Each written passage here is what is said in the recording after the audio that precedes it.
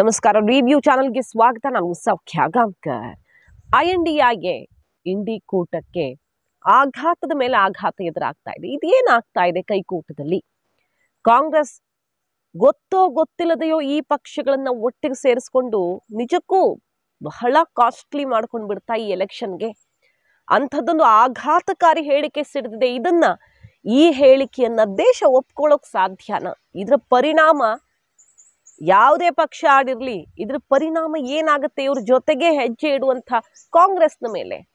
ಕಾಶ್ಮೀರದಿಂದ ಈಗ ಸಿಡಿಲಾಘಾತ ಕೈಕೂಟಕ್ಕೆ. ಮಾಹಿತಿನ ಮುಂದೆ ಇಡ್ತಾ ಇದೀವಿ. ಮಿಸ್ ಮಾಡಿದ್ರೆ ನಮ್ಮ ಚಾನಲ್ನ ಸಬ್ಸ್ಕ್ರೈಬ್ ಮಾಡಿ, ಹಾಗೆ ನಿಮ್ಮ ಅಭಿಪ್ರಾಯ ಕಮೆಂಟ್ ಮಾಡಿ ತಿಳಿಸಿ. ಎಸ್ ವೀಕ್ಷಕರೇ, ಫಾರೂಕ್ ಅಬ್ದುಲ್ಲಾ ಹೊಸದೇನೂ ಅಲ್ಲ.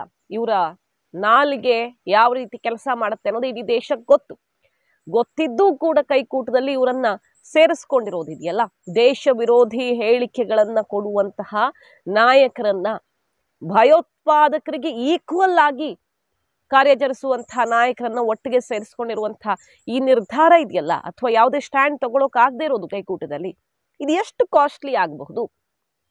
ಆರ್ಟಿಕಲ್ 370 ವಿಚಾರದಲ್ಲಿ ಸುಪ್ರೀಂ ಕೋರ್ಟೇ ಈಗ ತನ್ನ ತೀರ್ಪನ್ನ ಕೊಟ್ಟಾಗಿದೆ. ಅದಾದ ಮೇಲೆ ಜಮ್ಮು ಕಾಶ್ಮೀರ ನರ್ಕಕ್ಕೆ ಹೋಗ್ಲಿ, ಇನ್ನೇನು ಹೇಳೋಕ್ಕಾಗತ್ತೆ ಇಂಥ ತೀರ್ಪು ಕೊಟ್ಟ ಮೇಲೆ ಅಂತ ಅದ್ರ ವಿರುದ್ಧನೇ ಪ್ರತಿಭಟಿಸ್ತಿದ್ದಾರೆ. ಅದೆಲ್ಲ ನೋಡ್ತಾ ಇದ್ದೀವಿ. ಒಂದು ಚೌಕಟ್ಟಲ್ಲಿ ಇರೋ ತನಕ ತಡ್ಕೊಳ್ಬಹುದು. ಆದ್ರೆ ಈಗ ಏನ್ ಹೇಳ್ತಿದ್ದಾರೆ?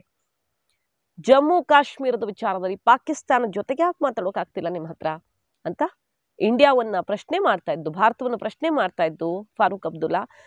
ಇದನ್ನ ಸರಿಪಡಿಸ್ಕೊಳ್ದೆ ಹೋದ್ರೆ, ಪಾಕಿಸ್ತಾನ ಭಾರತ ಮಾತಾಡಿ ಸರಿಪಡಿಸ್ಕೊಳ್ದೆ ಹೋದ್ರೆ ಗಾಜಾ ಪ್ಯಾಲೆಸ್ತೇನ್ ಆಗೋದು ಗ್ಯಾರಂಟಿ ಅನ್ನುವ ಮೂಲಕ ಭಯೋತ್ಪಾದಕ ಸ್ಟೇಟ್ಮೆಂಟ್ ಅನ್ನು ಕೊಟ್ಟಿದ್ದಾರೆ ಈಗ ಫಾರೂಕ್ ಅಬ್ದುಲ್ಲಾ. ಭಾರತ ಸರ್ಕಾರಕ್ಕೆ ಧಮಕಿ. ಗಾಜಾ ಪ್ಯಾಲೆಸ್ತೇನ್ ಆಗ್ಬೇಕಾಗತ್ತಿದು. ವಾಜಪೇಯಿ ಅವರೇ ಹೇಳಿದ್ ನೆನಪಿಲ್ವಾ? ಯಾವತ್ತಿದ್ರೂ ಸ್ನೇಹಿತರನ್ನ ಬದಲಾಯಿಸಬಹುದು, ಆದ್ರೆ ನೇಬರ್ಸ್ ಅನ್ನ ಬದಲು ಮಾಡೋಕ್ಕಾಗಲ್ಲ ಅಂತ. ಅಂಥದ್ರಲ್ಲಿ ಯಾಕಾಗ್ತಿಲ್ಲ ಭಾರತಕ್ಕೆ ಪಾಕಿಸ್ತಾನದ ಜೊತೆ ಮಾತಾಡೋಕೆ? ಪಾಕಿಸ್ತಾನದ ಮನಸ್ಥಿತಿ ಎಂಥದ್ದು, ಪಾಕಿಸ್ತಾನ ಏನು ಮಾಡ್ತಿದೆ ಭಾರತದಲ್ಲಿ, ಕಾಶ್ಮೀರದಲ್ಲಿ ಏನು ಮಾಡ್ತಿದೆ, ಇದು ಗೊತ್ತಿದ್ದು ಕೂಡ ಇಂಥ ಮಾತನಾಡ್ತಿದ್ದಾರೆ. POK, ಪಾಕಿಸ್ತಾನ ಆಕ್ಯುಪೈಡ್ ಕಾಶ್ಮೀರ ಪಾಕಿಸ್ತಾನದ್ದೇ ಅಂತ ಹೇಳುವಂತಹ ಫಾರೂಕ್ ಅಬ್ದುಲ್ಲಾ ಈ ದೇಶದಲ್ಲಿ ಇದ್ದುಕೊಂಡು ಈ ದೇಶದ ನೆಲ ನೀರು ಬಳಸ್ತಾ ಇರುವಂತಹ ಫಾರೂಕ್ ಅಬ್ದುಲ್ಲಾ ಪಾಕಿಸ್ತಾನದ ಪರವಾಗಿ ಬ್ಯಾಟ್ ಬೀಸಿದ್ದನ್ನು ಬೇಕಾದಷ್ಟು ಸಲ ನೋಡಾಗಿದೆ. ಅವರ ಕಾಂಟ್ರವರ್ಷಿಯಲ್ ಸ್ಟೇಟ್ಮೆಂಟ್ಗಳನ್ನು ನಾವು ಬೇಕಾದಷ್ಟು ಸಲ ಗಮನಿಸಿದ್ದೀವಿ. ಆರ್ಟಿಕಲ್ 370 ವಿಚಾರದಲ್ಲಿ ಸುಪ್ರೀಂ ಕೋರ್ಟ್ನ ತೀರ್ಪಿನ ವಿರುದ್ಧ ಈಗ ಆಕ್ರೋಶಗೊಂಡಿರುವಂತಹ ಫಾರೂಕ್ ಅಬ್ದುಲ್ಲಾ ಅವರು ಮಾತಿದು, ಗಾಜಾ ಪ್ಯಾಲೆಸ್ತೇನ್ ಆಗೋದು ಗ್ಯಾರಂಟಿ ಅಂತ. ಪಾಕಿಸ್ತಾನ ಭಾರತ ಮಾತಿಗೆ ಕೂರ್ಬೇಕು, ಶಾಂತಿಯಿಂದ ಬಗೆಹರಿಸ್ಕೊಳ್ಬೇಕು. ಈ ಸಮಸ್ಯೆನ ಬಗೆಹರಿಸ್ಕೊಳ್ಳೋದಂದ್ರೆ ಏನು? ಆರ್ಟಿಕಲ್ 370 ರದ್ದಾಗಬಾರ್ದು, POKಗೆ ಪಾಕಿಸ್ತಾನಕ್ಕೆ ಸೇರಿದ್ದಾಗಬೇಕು ಅನ್ನೋ ರೀತಿಯ ಇವ್ರ ನಿಲುವು. ಲಡಾಖು ಚೀನಾಗೆ ಸಪೋರ್ಟ್ ಮಾಡೋ ರೀತಿಯಲ್ಲಿ ಮಾತಾಡ್ತಾರೆ, POK ಪಾಕಿಸ್ತಾನಕ್ಕೆ ಸೇರ್ಬೇಕು ಅನ್ನೋ ರೀತಿಯಲ್ಲಿ ಮಾತಾಡಿ, ಇನ್ನು ದೇಶದ ಪರವಾಗಿ ಇವರ ಮನಸ್ಥಿತಿ ಎಂಥದ್ದು ಅನ್ನೋದನ್ನ ಕ್ಲಿಯರ್ ಆಗಿ ಮತ್ತೊಮ್ಮೆ ಹೇಳ್ತಾ ಇದೆ. ಗಾಜಾಗೆ ಹೋಲಿಸುವ ಮೂಲಕ, ಪ್ಯಾಲೆಸ್ತೇನ್ಗೆ ಹೋಲಿಸುವ ಮೂಲಕ ಇವರ ಈ ವಿಚಾರಧಾರೆ ಇಂಡಿ ಕೂಟಕ್ಕೆ ಎಷ್ಟು ದೊಡ್ಡ ಡ್ಯಾಮೇಜ್ ತಂದಿಟ್ಟಿದೆ.